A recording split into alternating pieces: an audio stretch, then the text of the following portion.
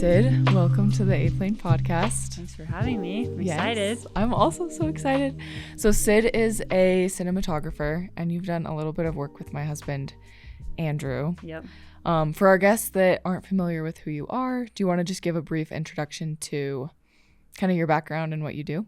Yeah. So I'm a cinematographer, DP, whatever you want to call it. I shoot mostly commercials, some like short film type stuff. And I'm also a mother. I have 3 children, and I'm a former college athlete. I ran track at BYU.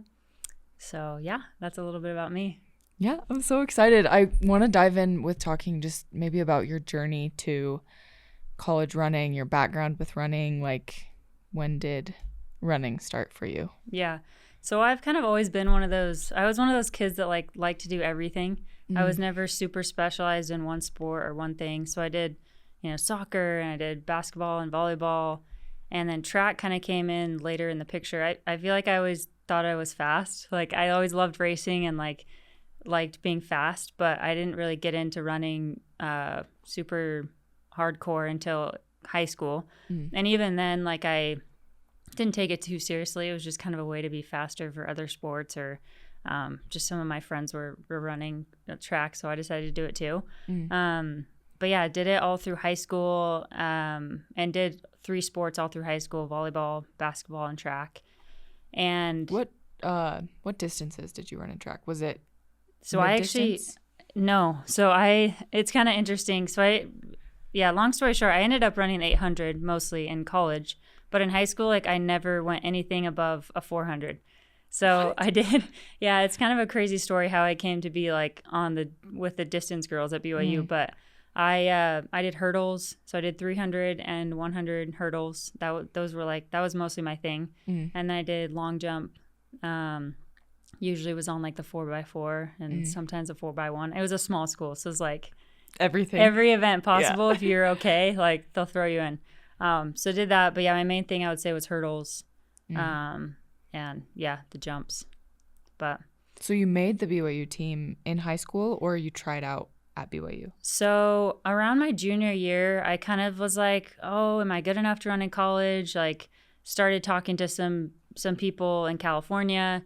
And I had a lot of just like cousins that I grew up with that like played college football or college basketball. So it was kind of always a dream. And whether it was like volleyball or whatever, I wanted to play a sport in college. And so my junior year of track, like, I had broke some school records and done well. Like, I don't know if you know CIF. Yeah. Just like in California, like, done well in that, but like I wasn't anything crazy. And then I went to BYU track camp, and I was like, I never want to go to BYU. I like love surfing. I love like the sun. I was like, oh, I'll go to Hawaii or like, I don't know, somewhere in California that's warm. But yeah, came to the BYU camp, met like the coach, and just really loved BYU and the campus and the vibe. And is the coach still the same girl? No. Yeah. So yeah, I went out there, met the coach, and then he kind of just started following me from there. We were like chatting back and forth. I ended up going on an official visit, went to like Utah and a couple other schools. And I was being recruited as a heptathlete. So do you know what that is? Yeah, that's crazy. So like 7 events over 2 days. And it kind of fit because I did like hurdles, I did jumps, I did some of the shorter distances and some of the long, like 400. So that's what I was being recruited as, a heptathlete. And so, yeah, anyways, I ended up being a preferred walk-on at BYU. I had a couple scholarship offers elsewhere, but got offered to just like come walk on at BYU. And so that's what I decided to do. And cool. Yeah, so I was a hep. One of the best like running schools in the country right now. It's crazy. Well, I don't know how good they were back then, but I mean, I don't know. It's always been a good program. Yeah. But anyways, yeah, so I was a heptathlete there. Loved it. Like, it was super fun. The longest distance is the 800. So that was the first time, my freshman year at BYU is the first time I'd ever ran anything more than a 400. So did the 800. And then Patrick Shane was actually the distance coach at that time. Okay. He was kind of like this old legend guy. So he was the head coach and also like the women's distance coach. Okay. And so he saw me run an 800 at like regionals or something one year, or my freshman year. And he's like, you're a distance runner. Like, he was kind of known for always trying to like pull like sprinters over to like the distance. And I was like, no, like, what are you talking about? Sorry. It's not like, I didn't do cross country. I've never ran more than like 3 miles or something. Anyways, I ended up going on a mission to Indonesia. And when I got back, my like HEP coach was gone. He had gone to another school. And Coach Shane was the only one I knew that was still around. And he was like, as soon as I got back, he's like, perfect, you're with us. Like, you're coming to cross country camp. I'm like, wait, what? Like, stop. I just get thrown in with all these like distance girls. And I'm like pretty out of shape. I like just got back from a mission. Yeah. And I just kind of got thrown into the fire. Like, okay, you're doing 30-mile weeks. Like, we're doing these crazy long distance workouts. I was just like, okay. And meanwhile, like some of the other heptathletes that knew me before during my freshman year were like, what are you doing? Like, you don't have to listen to him. Like, come back with us. But I was like, I don't know. It's kind of fun. Like, I kind of like it. So So cross country camp was your first like distance experience. Yeah. Okay. Yeah. That's and fun. I'm like, That might be these like... girls are crazy. Like, some of them were doing like 60-mile weeks. It was just like, I don't know, totally different world. But it was so fun. And I just like doing hard things. Like, I just like running. So it was kind of a new challenge. So yeah. The next year, Coach Taylor came on. So that was Coach Shane's last year. And then Coach Taylor got hired. And I like didn't know if I had made the right decision at that point. I'm like I had a decent year, but I'm like, man, I really think like for my athleticism, like for me as an athlete, I really am more of like a heptathlete and not a distance runner. But I met Coach Taylor and I went to cross country camp with her that next year. And then I was like, okay, this all makes sense. Like, I need to be with this lady. She's just like incredible. Just the most like motivating. I don't know. I just kind of, I don't know. I saw like what I wanted to be in her. She's just this like powerful, amazing woman.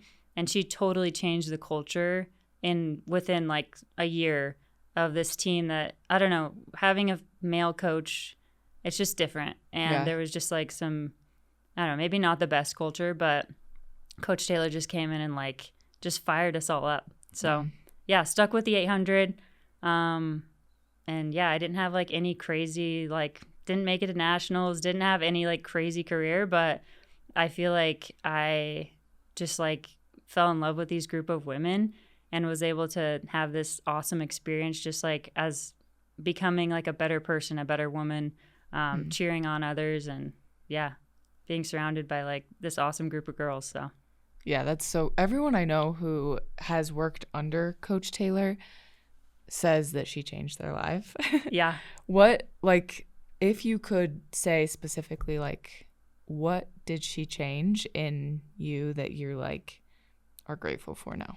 Yeah, that's such a good question. She really did change my life. And I actually lost my mom during I think it was my senior year. And she really became like a second mom for me. Just like the belief that she has, I would say that the number one thing is like the belief that she has in people is incredible. It's more than you have in yourself. Like she just sees your potential and she believes in you and she just goes all in on what your dreams are. Even like with video stuff or whatever it is now, like I'll go sit in her office and she's just like, just to get her advice, and she's just stoked on whatever that dream is or whatever the goal is. Like she's all in with you as long as you're all in. If that makes sense. Yeah, that's very cool.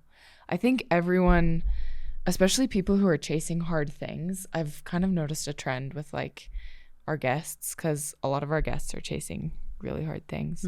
They like, everyone needs someone who believes in them more than they believe in themselves. Yeah. And to like find someone like that outside of your family or inside of your family even is so lucky and so magic. 100%.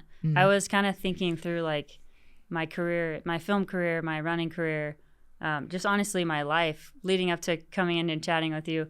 And it's like there's just these pivotal mentors who have been there all throughout that have totally just changed the course of my life. And so like having those people that believe in you and are great mentors is just like, it's such a powerful thing. And, you know, I hope I can be that for other people too. It's because it really is like life-changing. Totally.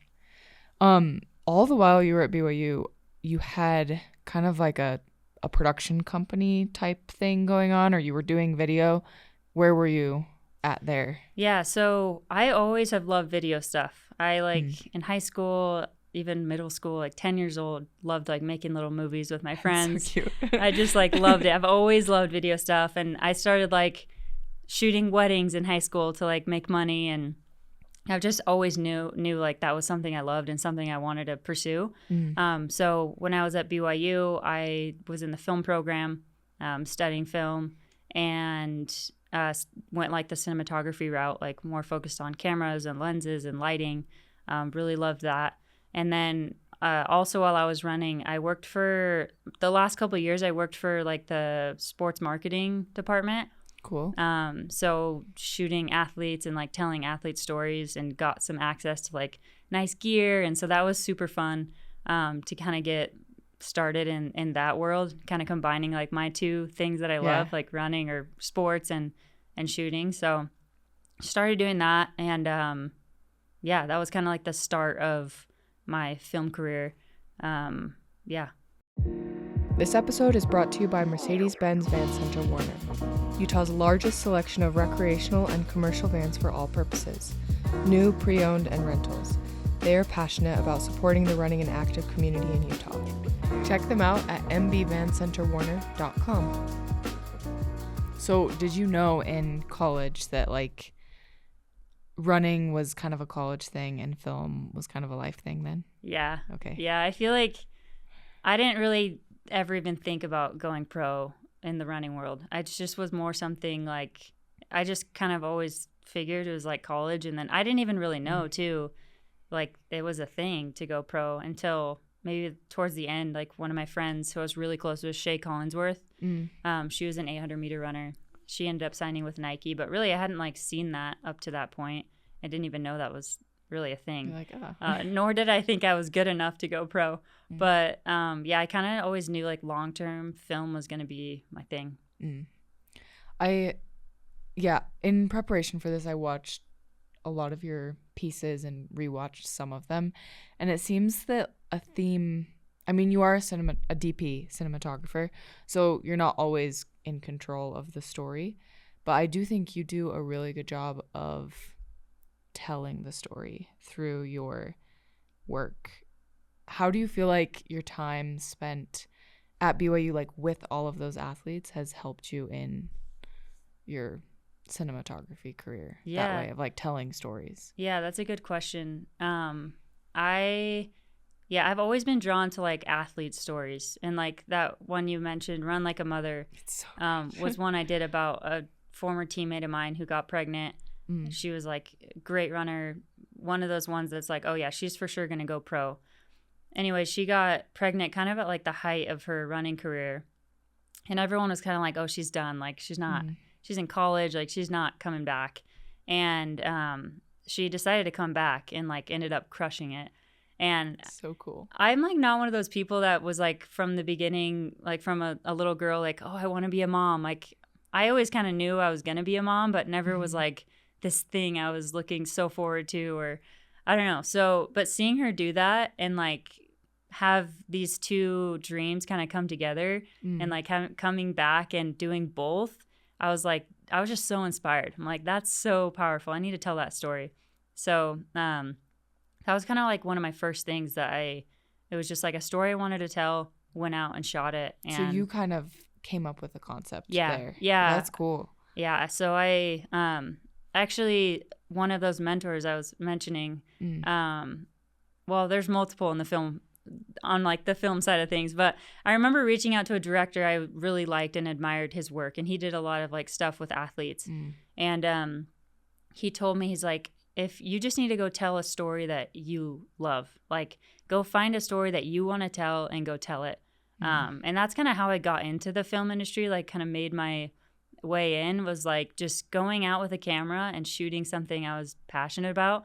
I did like some stuff with other teammates of mine, like with Shay, who ended up going with Nike. And anyway, so that story was just something I felt so strongly that I needed to tell. And so just went out and made it. So good. I want to like talk about a few pieces of, like, if you haven't seen it and you're listening to the podcast, like take 5 minutes, pause the podcast, go watch it, come back. So in the little short film, there's like a few moments where it almost seems like she's a little bit afraid maybe of what's about to happen. Have you, I mean, you're a mother now with 3 kids, you have a career. Do you feel like you ever felt that fear of like being a mother, I guess? Yeah. And what did that feel like for you? Yeah, it's so funny that I made that piece because now that's like so much a part of who I am and what I'm doing right now. And like, yes, the fear, it's every day. Like it's constant of like, am I doing enough as a mom? Am I doing enough in my career? And trying to like figure out the best way to be a mom and be a cinematographer or be whatever else I want to be. And it's just, yeah, it's just kind of come down to like following that inner voice, like, or my heart and like what seems right, and giving here and giving there, just kind of like making sacrifices and compromises. And kind of, I hate saying balance because there's no balance. Like Yeah. as a mother and like trying to work, it's just like there really is, it's just chaos. There's no balance, but it's trying to find like that sweet spot of like making sure that my kids know they're my number one and I love them more than anything else, and also filling my cup doing these other things that I absolutely love. And I think you can do both and do them both well. It just takes extra effort and extra work.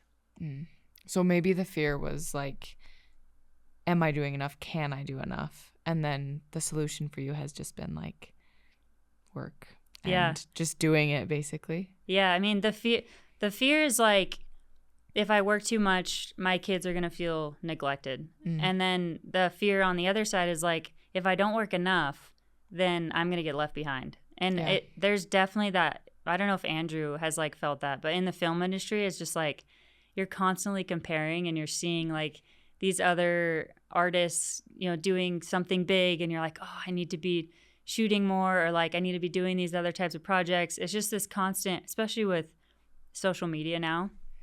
It's like you're constantly comparing and seeing what everyone else is doing. Yeah. So it's like the fear of getting left behind, and then also this fear of like not being the best mother I can be to my children and the most present I could be. So it's just kind of finding that in between. Yeah. And in the piece, like, I'm not a mother yet, but like I do want kids, but it is like, it's scary, honestly. Yeah, it's it scary. is. But in the piece, there's like a certain point where the music builds and then it's like quiet for a minute. And yeah, I think that just really resonated with me, and that like the feeling that I got was that she felt it was worth it. And I mean, she went on to win cross country championships that year or something, which is insane. Yeah. So cool. What, I don't know if you could put words to it, but what have you gotten from becoming a mother that you felt like you didn't have before, or how has it helped your career? Yeah. It's been the best thing ever. Like there's nothing more fulfilling than being a mother. And I don't know, I think that anything I've ever won or something I've ever been proud of, like it just can't compare to like the joy that comes with having children and being with my kids. I think it's really hard. Like it's hard being a mom, and it's hard working too. Life's just hard. Like it takes work and it takes effort. But yeah, what was the question again? Just like what has been most fulfilling about being a mom, and how has it How's it benefited? helped? For sure. Yeah. It's like totally influenced my work, and for the better. So like you just being with kids is like they just see things in a totally different way, and that's totally influenced my work. And just I think the things that I aspire to make, they not only do I think like, hey, do I want my kid, what would this do for my child, or like do I want to show this to them, and like what is this going to help them with, but also just like seeing the world through their eyes and like giving you a different perspective, especially with art. It's like it's so good to have that different perspective and not be so tied to the work at all times. Like I feel like if you just are so tied, especially as an artist, to the work, and like all you're doing is working and you're not actually living, like your art suffers. Like you have to live to be able to make incredible work. And I feel like I'm living the most when I'm with my kids. Mm. Yeah, I really like that. I had a conversation with someone who I met on a trip a while ago, and he does a lot of like art through like medium work. Mm-hmm. And he said that he doesn't get on Instagram. He'll like block it from his phone, even though that's like where people find his work, because he doesn't want to gain inspiration from the same place everyone else is. Yeah. Because he wants to create something that's like new. And so for Yeah. him, the most inspiring place is the mountains and Yeah. being in the mountains and like creating food, he said, was like Yeah, another thing. cooking. So I thought that was super interesting, and it like really challenged me to like think about where my inspiration is coming from and like where I'm spending my time. For sure. Because that's like a reflection of like what I'm putting out too. Yeah. And like everything is art, right? Like your running is your art. And so I think, yeah, just making sure that you're getting inspiration or being inspired in other ways, that's going to just like help whatever your craft or your art is. But yeah, I think what he said is totally true. It's like if you can't tell stories if you don't have your own stories to tell, if that makes sense. And you're not necessarily telling your stories, but like you have to draw information and inspiration from there to be able to like tell great stories. I think too, though, on the flip side, kind of what you were saying before, like it is important to have mentors or people or things that inspire you. In the film community, do you have certain artists that you're like, that you go to frequently for inspiration, or who do you go to right now for advice in the film community? Yeah, I've had this incredible mentor, and like it's been the greatest blessing for me. I just happened to live in my sister's basement when I first got married, and he lived a couple doors down. He also was in the film program. His name's Paul Myers. If you haven't seen his stuff, go watch it. He's incredible. I'm sure he's going to be on the big screen like here really soon. But he's an incredible DP, and he just out of the goodness of his heart invited me over because he knew I was in the film industry.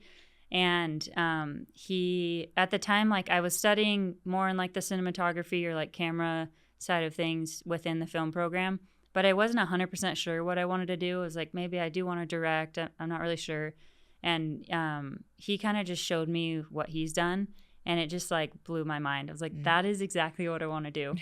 And he kind of gave me the blueprint and helped me all along the way. And I still call him every time I have a job, or I call him all the time. Just he's so willing to give advice and help. And that's another thing that's really changed my life. Like he really did change my life and help me see kind of the path to how I could get to someday where he's at. So. Just because he was so open with advice and believing in you as well, type of thing. Yeah, no, for sure. One of the best things he gave me was just like in the film industry, it's kind of like there's a couple different ways you can get in. It's like you can either start from the bottom where you're like a PA, a production assistant, and then like work your way up to maybe being like a second AC, a camera assistant, and then a first AC, and then like hopefully eventually shooting as a cinematographer. And the way he did it was a little bit different. So he just like started shooting spec work. He just started shooting stuff and putting it out there and like jumped straight into shooting commercials. And so that's kind of the advice he gave me is like, hey, we have access now to so much gear, and you have Instagram and social media and all these places that you can just put your work out for millions to see if it's good, you know? So he's like, just go rent some gear and go make stuff that you like and put it out there. And that's what I did. And so I just went out and like literally I think the next weekend I rented stuff. I went on the track with Shay, my friend, and like we made a little like Nike spec thing and put that out there, and then just kept making a bunch of stuff and eventually got hired to actually make the stuff. So that's so cool. Yeah. It's so cool. You've worked with so many cool brands. I also though like your work is so pretty. Like I feel like now there are so many videographers that's like there's like the hype videographer that just like kind of pumps content, but your work is gorgeous. Like the way that it's filmed. Thank you. I think like yes, of course, like pumping out spec work probably got you where you are, but how did you learn like the skills? Do you credit it to school? Do you credit it to friends? Yeah, so definitely like credit to school, but also it was great. Like one of the greatest things I was able to do with Paul is like when he was shooting stuff around that time, like he would let me come along and watch him. And so I got to do that and absolutely loved that. And that was huge just to like see the way he works. And then also just, yeah, getting on as many sets as I could to just watch people work. And then analyzing like images, whether it's like just photographers I like or other DPs or like movies, films that I like, just like really looking at the image and being like, what do I think they did there? Like with lighting, like why do I like this image? Where's the light coming from? Like, how is it shaped? And then being like, how can I recreate that on my own? So really like seeing something I like, a style I like, and then going out and shooting it and like tweaking and making it my own. Yeah, that's pretty much it. That's so experimentation, basically. Yeah, for sure. Experimentation, just like, yeah, getting a camera and doing it. I think it's Mel Robbins, right? Yeah. The big podcaster. Yeah. She always says like, if you want to be something or you want to do something, like just go be it, go do it. Like, and that's rung true for me in everything I've done. It's just like, you don't have to have permission to go do something. Like if you want to go be a DP, go get a camera and start shooting and start making stuff. And there you go. Like you're a DP, you know, you don't have to wait for someone to like call you up and ask you, just go do it. Yeah. It's so interesting because I had no idea how much like work and experimentation and like perfectionism almost goes into DP work until I met Andrew.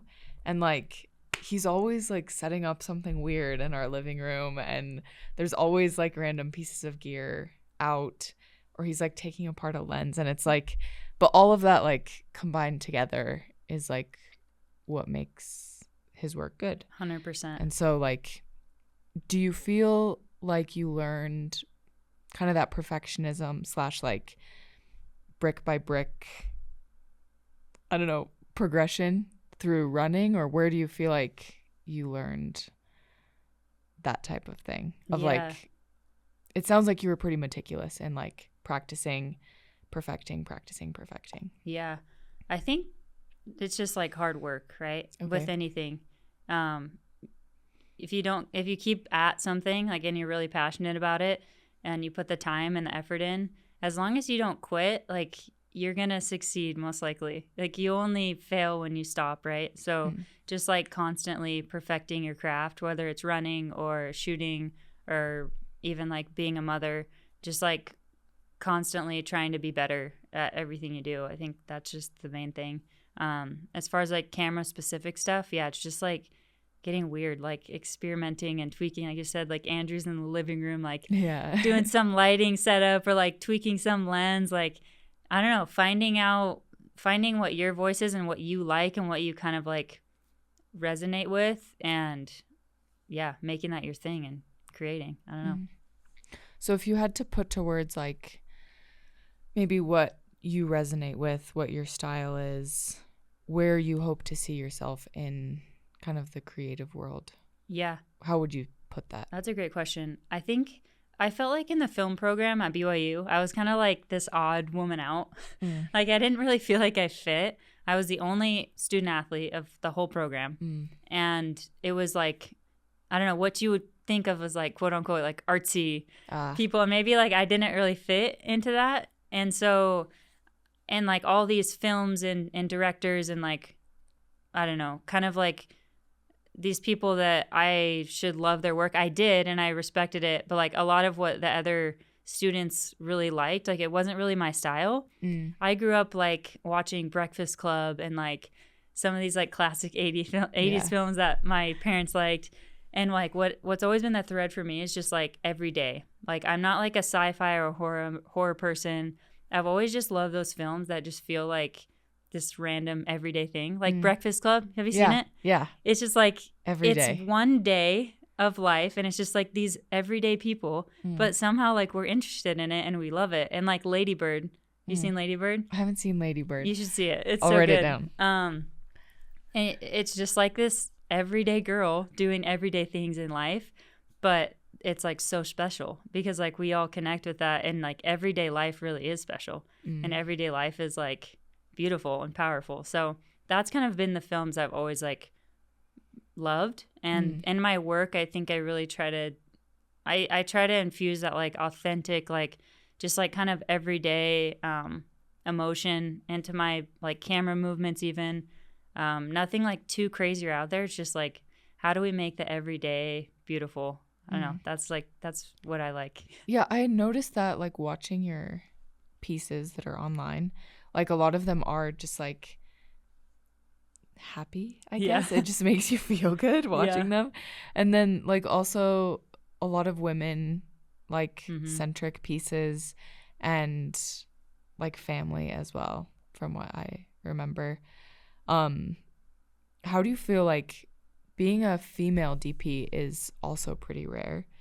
How do you feel, I don't know, like women representation in kind of your space? Why is it important to talk about that or to, I don't know, pull attention to that? Yeah, I think it's getting, there's more and more women in the space. I would say like there's a lot less women in like the DP cinematographer role, but there's more and more that are coming into it. And I think I just read this quote. I think it was Coach Taylor that posted it. What was her name? I can't remember who said it. It was the first lady to ever go into space. Sally something. Anyway, she was like, you can't be what you can't see. Right? So like you kind of have to see someone else doing it to be like, oh, I can do that. To conceptualize it. Yeah. Oh. And so I was always like looking like, okay, which at other female DPs, and also especially other female DPs who are mothers. And that is like an even smaller pool. There's like very few. But I was kind of like, oh yeah, like they can do it. I can do it type of thing. And I think that's so powerful, especially in these industries where maybe there's not as many women. And I hope I can be that for other people too, of like, hey, you can be both and you can have both. You can be an amazing mother and also be an artist and an amazing DP. So I think it's just powerful to have those examples, like people who have paved the way so that you feel like, okay, I can do that too. Yeah, there's a campaign kind of circulating in the trail running community that is like here for the women's race, because a lot of times like the female winners get underrepresented compared to the male winners. And I've thought a lot about like why that's important, that we like specifically call out females and like what females are doing. And I think it does come down to just like seeing someone who you can see yourself in do something cool. Yeah. And then in turn it feels possible for you to also do something cool, I guess. For sure. Yeah. And I think that's why, I think that's kind of like, that's what Coach Taylor was for me. She was the first like woman who I was really close to, who was an incredible mother. Like her boys absolutely adore her, but also this incredible coach. And she was doing both and doing them both really well. And so my mom was, she was a stay-at-home mom, and she was absolutely incredible. And she devoted her whole life to that. And I'm so grateful for that. And so that's like where that part of me, she's my mentor as far as like who I want to be as a mother. Yeah. But she wasn't ever working. And I think that's great too. Like we need to celebrate both sides. Like, you don't have to be a mom and work. Like everyone just needs to do what like they feel best about. Yeah. But Coach Taylor was that person for me that I looked at and I was like, oh, I can do that. And that's what I want to do. And how do you feel like you saw her, like what about it was like, oh, she's being a good mother? Just the fact that her boys loved her so much, and that's what you resonated with? I think she made up for like the time that so she has to travel a lot, right? Like as a coach, but like when she's with her kids and her family, it's like so intentional. And so it's like being really intentional with whatever you're doing. Like if you're coaching, that's like what you're doing, and you have to be so intentional and all in on that. And when you're home, don't be on your phone or your computer or like mixing work all the time.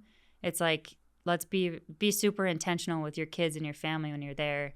And that's what I saw from her, and I continue to see from her. Like, she's really intentional with her boys and her family, taking trips and like making things special, and making her time at home like really intentional, and so that she can also do that with her work. Did you feel like you had to make any changes after kind of seeing that and accrediting that to her success as like being a good mother, good like coach at the same time? Like, how did you become more intentional, I guess? Is what I'm trying to say. I think making sacrifices and making like having non-negotiables, right? Okay. So it's like, I don't want to miss a dance recital, and I don't even want to miss like a soccer game. Like, there's certain things I don't want to miss, and I'm not going to, and I'm not going to negotiate on that.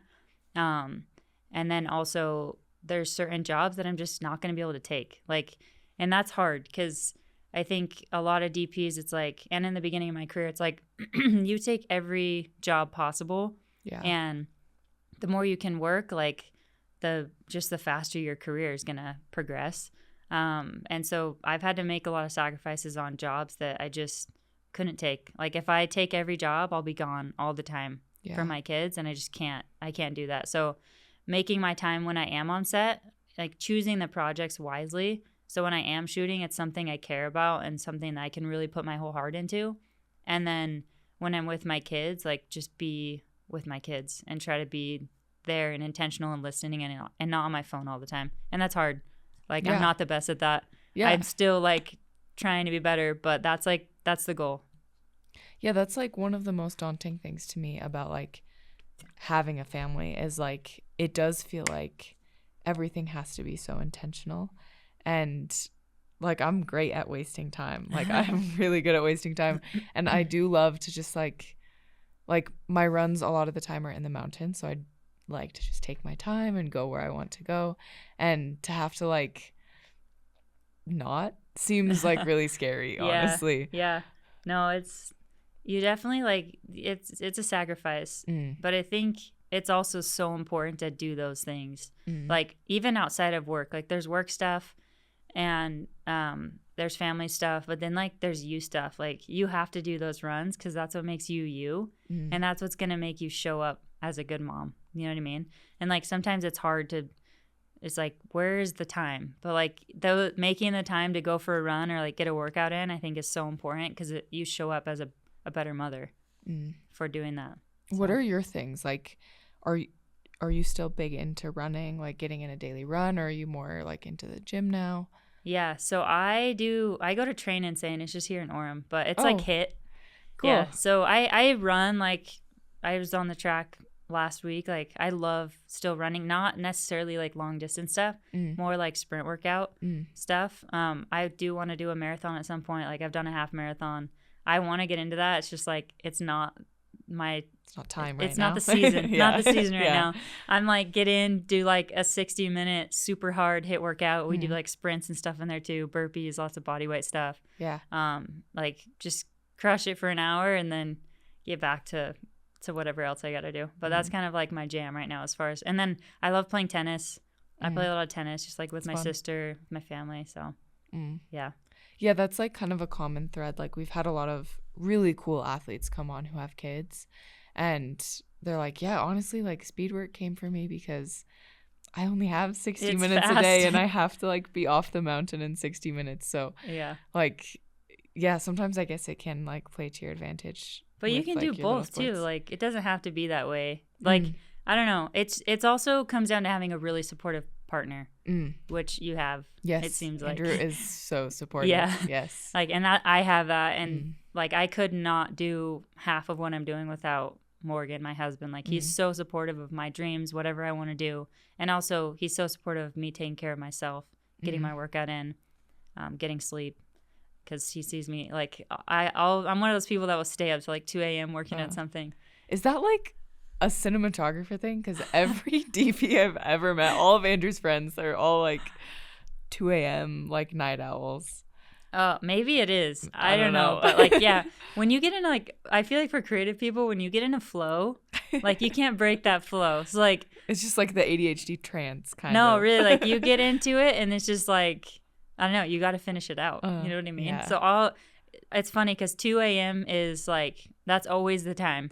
I'm starting this little production company. Like, I want to do mostly like female centric stuff. Cool. And like, it's called 2 Content because 2 o'clock is like where I get all my stuff done. It's like either 2 o'clock when my kids are napping or 2 a.m. in the morning because they're asleep and I'm just like jamming, like just on my computer, like, yeah. In the working. groove. Yeah, it's so funny because like I'm like a 9 o'clock bedtime type of girl. Yeah. So like I'll wake up at 2 a.m. to like go to the bathroom or something. And Andrew's like doing something in his office, just like totally that's me for tranced into the camera, which is hilarious. I love that. It's so funny. Yeah, tell me more about like this production company that's like women focused. Is this brand new or when did you start this? It's kind of brand new. Cool. So maybe I shouldn't be talking about it. But yeah, I don't know. I have this other little production company on the side. So I don't know. Long story short, after I had my second child, I was like, it just did get harder and harder to travel a lot. And so I still do travel jobs, but I try not to take too many just because, again, I don't like to leave my kids all the time. And I just started realizing like this, as much as I love shooting, I can never take myself out of the equation, if that makes sense. So like, I can't call somebody else to go shoot something. It's like I have to be there. I have to be hands-on the camera. And so I was like, I wanted to think of other ways that I could make money and be involved in that world, but not necessarily have to like leave my kids. Yeah. And so anyways, I started this other little company. We do mostly real estate stuff. Andrew's like shot some stuff for us. It's not something I'm like crazy passionate about, but it's something that allows me to be home more and like still make money. Yeah. And the hope is like, I kind of want to have income coming in, so I don't necessarily have to do commercial jobs all the time to make money, but I can kind of like just make the stuff I want to make, like just tell the stories I want to tell, not because it's going to make me a bunch of money, but just because I want to tell them and I want to like put it out there, you know? So that's kind of what 2 Content is going to be.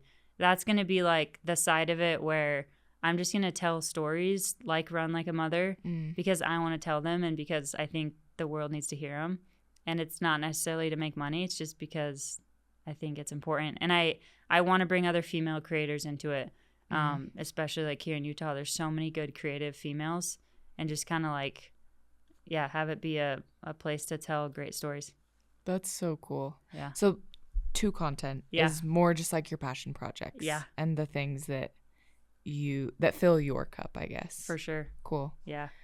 Yeah, and I do think too there's another thing about like working with women that's different than like working with guys as a woman. Like girls connect differently than guys do. And we can like flow differently in like a workspace and it's fun when it's all girls. It is fun. I love like all the dudes. Like I love that like film sets, like I don't know. It is I feel like I'm always like working with these gaffers and grips who are like these 60-year-old old men and like I'm just like I don't know. It's a fun environment, but when like there's more females, it's a whole different vibe and it brings a whole different energy to storytelling. I don't know. I love both. And I think like there needs to be a mix. Yeah. But the last job I did, it was like probably 80% females on set. And it's just like, it went so smoothly. And it was just like so collaborative. And like, I don't know. It was so fun just to like be surrounded by these other females who are creative and into that stuff. Because there's not that many of us. Yeah. So. I had another girl come on who was talking about like, we'd been kind of talking about like why it's important for like female mountain athletes to be represented. And she was like, well, I don't want to like talk negatively about men because like they've been so welcoming in this space and have taught me so much. But yeah, I do think there is a space for like both, and there's a time and a place for like girls and everyone too, you know what I mean? For sure. Yeah And I think as women too, sometimes we play a little bit too much into like, oh, it's harder, or like it's I don't know. And for me, to be completely honest, in my film career, it's almost like it's almost made it easier because I'm different. And like, I don't know, I think that it's you're more unique. Yeah. And I think now a lot of like companies or agencies are realizing like we need females to tell female stories. And so I do feel like often I get onto these projects because it's like, it's a female driven story and it needs to be told by females. Yeah. So I think that's so important. Like, I don't know, to just females need to be telling female stories, not necessarily like males need to be telling female stories. Yeah. I don't know. Yeah, I agree. It definitely is like something we have experienced, just as like I couldn't tell a story from like a male's perspective. Yes. Like, yeah, it's something. And not to say that you shouldn't or can't, but it probably rings more true coming from a woman. You know? It's just different. Yeah. And yeah, there's like a real space for it that I think, we need. Because I want girls that I can connect with and that I can like see myself in, you know? Yes. And I want stories that I can connect with. Yes. So yeah, definitely I think there's a place. Is there a certain like story that you're working on right now, or do you have like a passion project that you kind of have your heart set on that you want to talk about, or maybe you want to like keep it a surprise? I don't know how these things work really. Well, we do have one in the works. It was like we were supposed to shoot it actually right before I had my third baby, which was just a couple months ago, but ended up getting pushed off. Have you heard of like Ballerina Farm? Oh yeah. So I've actually done a piece with them before, but we were shooting another piece for them and just like telling her story. She's so incredible. And I don't know if you saw the stuff that came out like with like the Times. With the reporter? Yeah. Yeah. And I've just been in their home and been around them, and it's so far from what she is. Like she's such a powerful woman, and honestly like wears the pants in the relationship. Like she's the big driver for like a lot of the business and a lot of the ideas. Anyway, so the plan is, and again, it's still going to happen, to tell her story and like have this beautiful scene of her like giving birth in her home with, I think it was her 7th child. So insane. And so that was like kind of the big powerful scene. That's what we're going to shoot. But yeah, that's one that's on the horizon. Then I do want to do like more athlete stuff. I've been talking to Coach Taylor. She's like putting together she has a pro team, but kind of rebranding it. Cool. So I hope to do some stuff with them, but I'm open. Who has stories? I'm open to tell them. Talk to her on Instagram or whatever. Yeah, that's very cool. I want to kind of wrap this up with maybe you thinking of your daughters and like with them growing up and them like looking for role models or advice. Like if you could give them a piece of advice for whatever they decide to become interested in, what do you think your advice to them would be? Yeah, I think the biggest thing is like believing in yourself. And I would just hope that they know that they can do whatever they want, like whatever it is. If they want to go to space, I try to tell this to them now.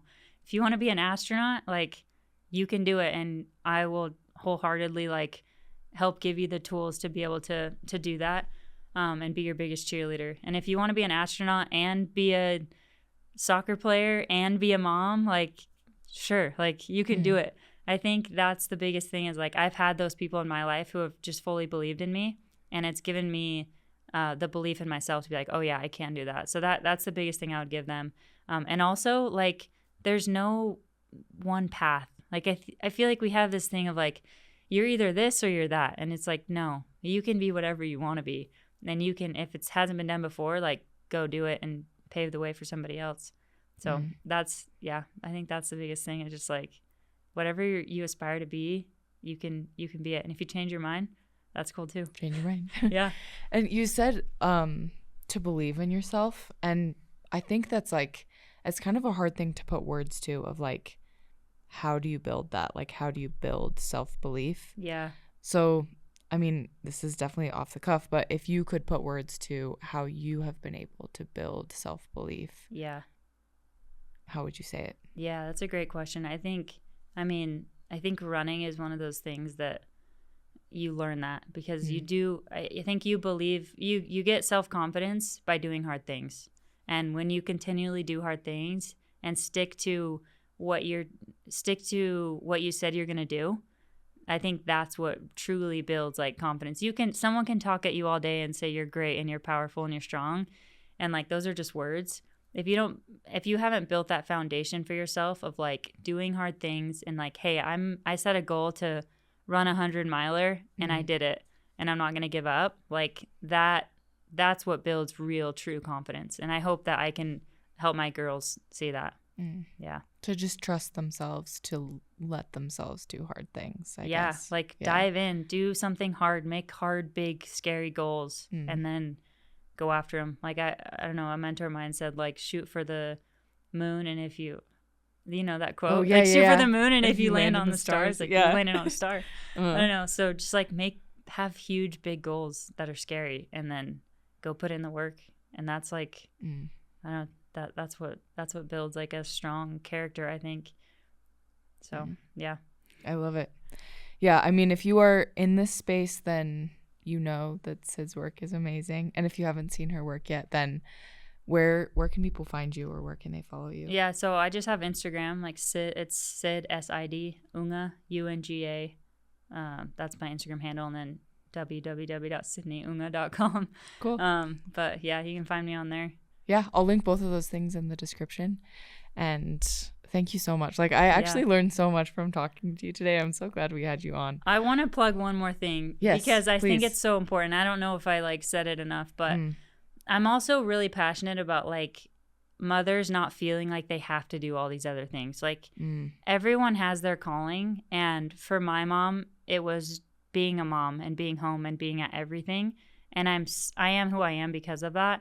And I have a sister who I really admire and look up to. She's the most incredible mother ever, and she's devoted her whole life to that. And so I hate to, like, I think with social media, sometimes it's like we feel like, okay, now we have to do all these things. Like, you almost get like a persona yes, because you work. Yeah, it's like you have to work and you have to have this side hustle and also be a mom, and you have to do. It's like, no, just like find what gives you that peace and what fills you up. And if it's being at home with your kids, do that. If it's doing both, do that. Like, I don't know, just like, I think everyone deserves to be celebrated. Yeah. Especially women. I think we're too hard on ourselves. So yeah, I would hate for someone to listen and be like, oh, I have to start. I have to start this. It's like, no, you probably don't want to. I'm like half psycho and like crumbling half the time. Like, but that's me. I don't know. That's what I like.